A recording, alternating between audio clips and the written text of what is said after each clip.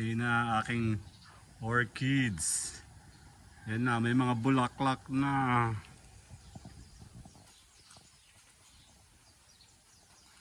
Yan na sa ibabaw. Pararamihin natin yan. And then, salamat kay nanay. Salamat kay nanay sa may eat. This one.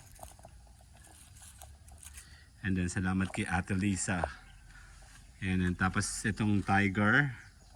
And then this, binubuhay natin to. Yung malaking to, bubuhay natin dito. Ayan na. Dan. See you guys later. Bye-bye.